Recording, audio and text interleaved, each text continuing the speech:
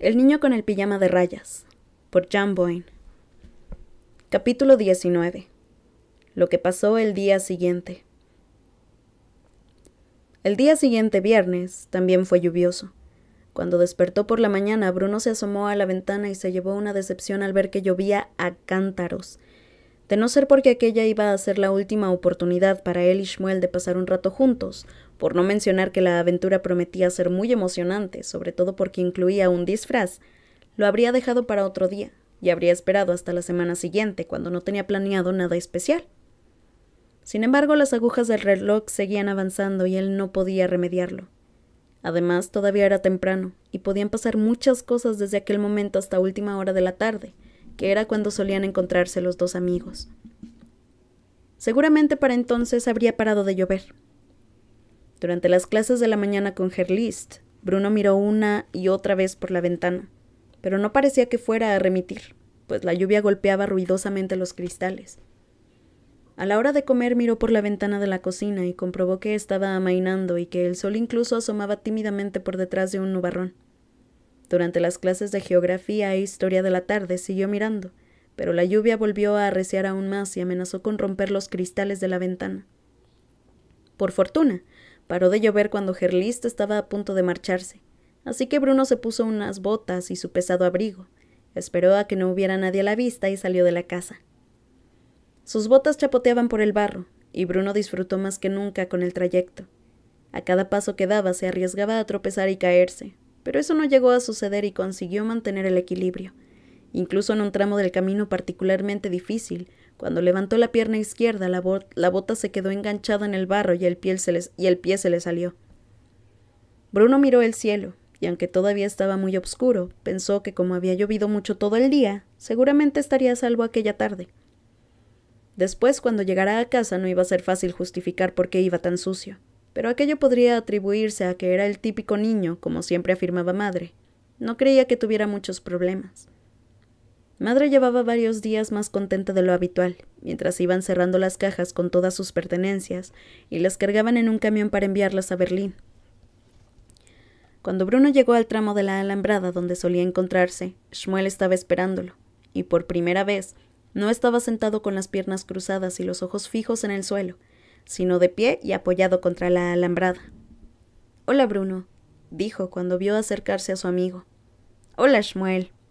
«No estaba seguro de que volviéramos a vernos, por la lluvia y eso», dijo Shmuel. «Pensé que quizá te quedarías en tu casa». «Yo tampoco estaba seguro de poder venir», dijo Bruno. «Hacía muy mal tiempo». Shmuel asintió y extendió los brazos hacia Bruno, que abrió la boca asombrado. Shmuel le estaba mostrando unos pantalones de pijama, una camisa de pijama y una gorra de tela idénticos a los que vestía él.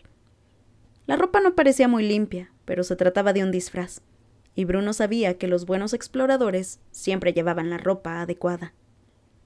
«¿Todavía quieres ayudarme a encontrar a mi padre?», preguntó Shmuel, y Bruno se apresuró a asentir. «Por supuesto», dijo, pese a que encontrar al padre de Shmuel no era tan importante para él como la perspectiva de explorar el mundo que había al otro lado de la alambrada. Shmuel levantó la parte inferior de la alambrada y le pasó la ropa, cuidando de que no tocara el suelo embarrado.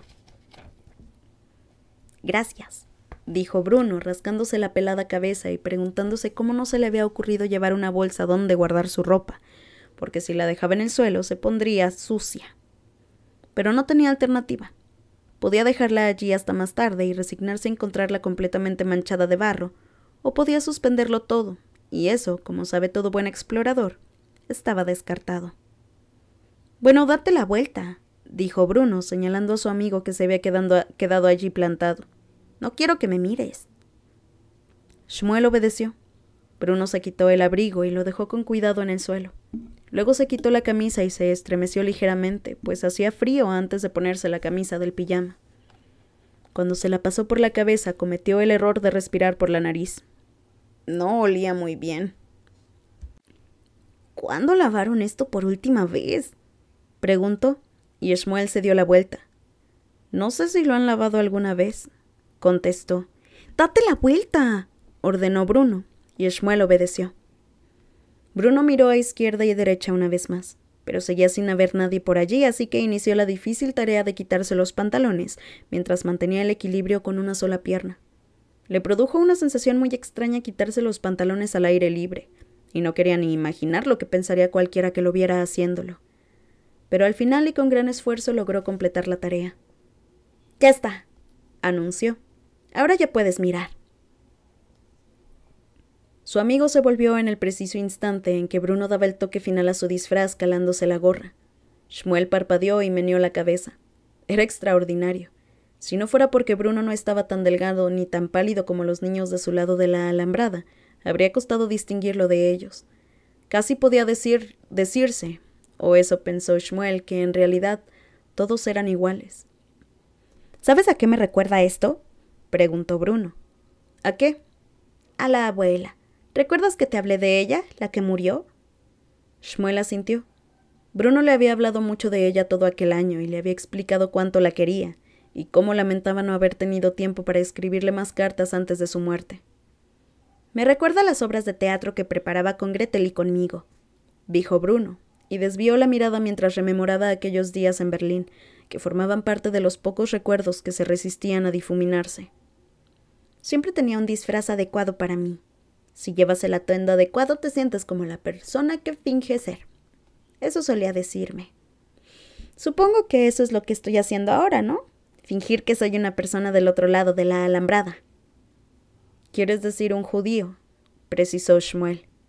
«Sí», afirmó Bruno un poco turbado. «Exacto». Shmuel señaló las pesadas botas de su amigo. «Vas a tener que dejar las botas aquí», dijo. Bruno se horrorizó. «Pero, ¿y el barro? No querrás que vaya descalzo, ¿verdad?». «Si vas con esas botas te reconocerán», argumentó Shmuel. «No tienes opción». Bruno suspiró, pero su amigo tenía razón, así que se quitó las botas y los calcetines y los dejó junto al resto de su ropa. Al principio le produjo una sensación muy desagradable pisar descalzo el barro. Los pies se hundieron hasta los tobillos y cada vez que levantaba uno era peor. Pero luego empezó a gustarle. Shmuel se agachó y levantó la base de la alambrada, que solo se dio lo justo, por lo que Bruno tuvo que arrastrarse por debajo. Al hacerlo, su pijama de rayas quedó completamente embarrado. Cuando llegó al otro lado y se miró, soltó una risita. Nunca había estado tan sucio, y le encantaba. Shmuel rió también y ambos se quedaron juntos un momento de pie sin saber muy bien qué hacer, pues no estaban acostumbrados a estar en el mismo lado de la alambrada.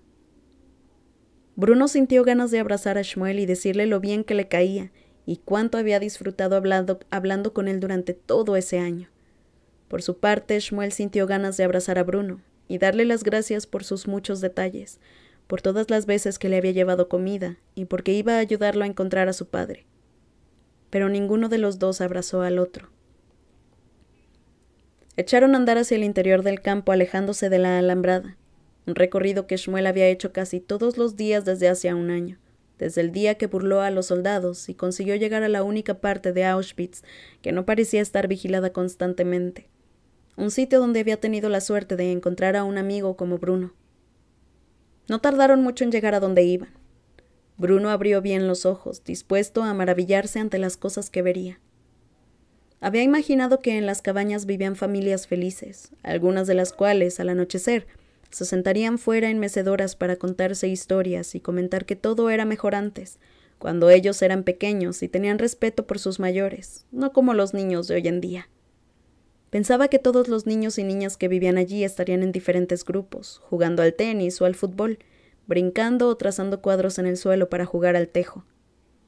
Había imaginado que habría una tienda en el centro y quizá una pequeña cafetería como las de Berlín, y se había preguntado si habría un puesto de fruta y verdura. Pero resultó que todas las cosas que esperaba ver brillaban por su ausencia. No había personas adultas sentadas en mecedoras en los porches, y los niños no jugaban en grupos. Tampoco había ningún puesto de fruta y verdura, ni ninguna cafetería como la de Berlín. Lo único que había eran grupos de individuos sentados, con la mirada clavada en el suelo y expresiones de espantosa tristeza. Todos estaban terriblemente delgados, tenían los ojos hundidos y llevaban la cabeza rapada, por lo que Bruno dedujo que allí también había habido una plaga de piojos. En una esquina vio a 3 soldados que parecían estar al mando de unos 20 hombres. Les estaban gritando. Algunos hombres habían caído de rodillas y permanecían en esa postura protegiéndose la cabeza con las manos.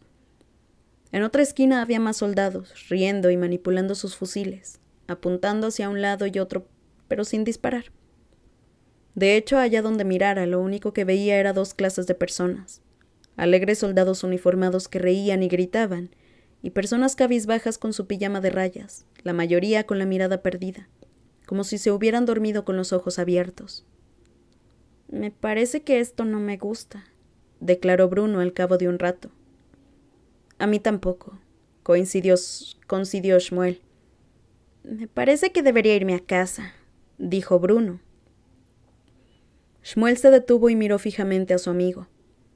«¿Pero y mi padre?», preguntó. «Dijiste que me ayudarías a buscarlo». Bruno se lo pensó. Le había hecho una promesa a su amigo y él no era de los que faltaban a su palabra, sobre todo tratándose de la última vez que iban a verse. «Está bien», dijo, aunque se sentía mucho más inseguro que antes. «¿Pero dónde lo buscamos?» «Dijiste que teníamos que encontrar pistas», le recordó Shmuel. Pensaba que Bruno era la única persona que podía ayudarlo. «Sí, pistas». Bruno asintió con la cabeza. «Tienes razón. Vamos». De modo que Bruno cumplió su promesa y los 2 niños pasaron 1 hora y media buscando pistas. No estaban muy seguros de qué andaban buscando, aunque Bruno seguía sosteniendo que un buen explorador sabe cuándo ha encontrado una pista. Pero no encontraron nada que los orientara acerca del paradero del padre de Shmuel, y empezaba a oscurecer. Bruno miró el cielo, que volvía a estar cubierto como si fuera a llover. «Lo siento, Shmuel», dijo al final. «Lamento que no hayamos encontrado ninguna pista». Shmuel asintió con la cabeza tristemente. En realidad no estaba sorprendido. En realidad no esperaba encontrar nada. Pero de todas maneras le había gustado que su amigo pasara al otro lado de la alambrada para ver dónde vivía él. «Creo que debería irme a mi casa», añadió Bruno.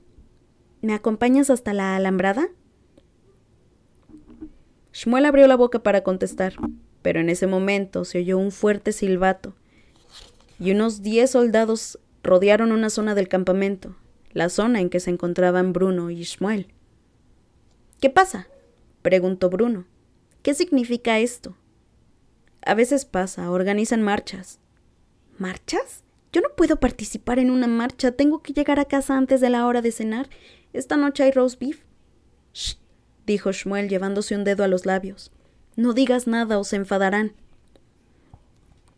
Bruno frunció el entrecejo, pero sintió alivio al ver que todos los ataviados con pijama de rayas de aquella parte se estaban congregando, y que a la mayoría los juntaban los soldados a empujones, así que Shmuel y él quedaron escondidos en el centro del grupo donde no se les veía.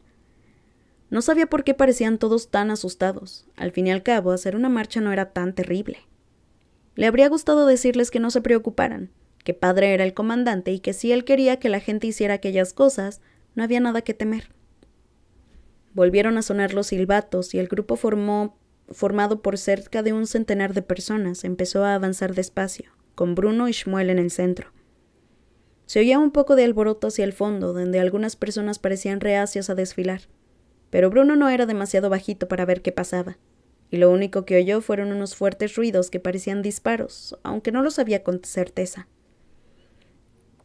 «¿Dura mucho la marcha?», susurró, porque empezaba a tener hambre.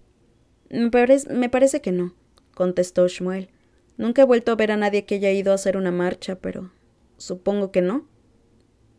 Bruno arrugó la frente, miró el cielo y entonces oyó otro fragor, el ruido de un trueno, y de inmediato el cielo pareció obscurecerse más, hasta volverse casi negro, y empezó a llover a cántaros, aún más fuerte que por la mañana. Bruno cerró los ojos un instante y sintió cómo lo mojaba la lluvia. Cuando volvió a abrirlos ya no estaban desfilando, sino más bien siendo arrastrado por toda aquella gente. Lo único que notaba era el barro pegado por todo el cuerpo y el pijama adhiriéndose a su piel por efecto de la lluvia. Anheló estar en su casa contemplando el espectáculo desde lejos y no arrastrado por aquella multitud. «Bueno, basta», le dijo a Shmuel. «Aquí me voy a resfriar, tengo que irme a casa». Pero apenas lo dijo, sus pies subieron unos escalones, y sin detenerse comprobó que ya no se mojaba porque estaban todos amontonados en un recinto largo y sorprendentemente cálido. Debía de estar muy bien construido porque allí no entraba ni una sola gota de lluvia. De hecho, parecía completamente hermético. «Bueno, menos mal», comentó, alegrándose de haberse librado de la tormenta, aunque solo fuera por unos minutos. «Supongo que esperaremos aquí hasta que amaine y luego podré marcharme a casa». Shmuel se pegó cuanto pudo a Bruno y lo miró con cara de miedo. «Lamento que no hayamos encontrado a tu padre», dijo Bruno. «No pasa nada. Y lamento que no hayamos podido jugar, pero lo haremos cuando vayas a visitarme. En Berlín te presentaré a... ¿Cómo se llamaban?», se preguntó, y sintió frustración porque se suponía que eran sus 3 mejores amigos para toda la vida, pero ya se habían borrado de su memoria. No recordaba ni sus nombres ni sus caras. «En realidad», dijo mirando a Shmuel, «no importa que me acuerde o no, ellos ya no son mis mejores amigos». Miró hacia abajo e hizo algo poco propio de él. Le tomó una diminuta mano y se la apretó con fuerza. «Tú eres mi mejor amigo», dijo, «mi mejor amigo para toda la vida». Es posible que Shmuel abriera la boca para contestar, pero Bruno nunca oyó lo que dijo porque en aquel momento hubo una fuerte exclamación de asombro de todas las personas del pijama de rayas que habían entrado allí, y al mismo tiempo la puerta se cerró con un resonante sonido metálico. Bruno arqueó una ceja, no entendía qué pasaba, pero dedujo que tenía que ver con protegerlos de la lluvia para que la gente no se resfriara. Y entonces, la larga habitación quedó a obscuras. Pese al caos que se produjo, de algún modo Bruno logró seguir sujetando la mano de Shmuel. No la habría soltado por nada del mundo.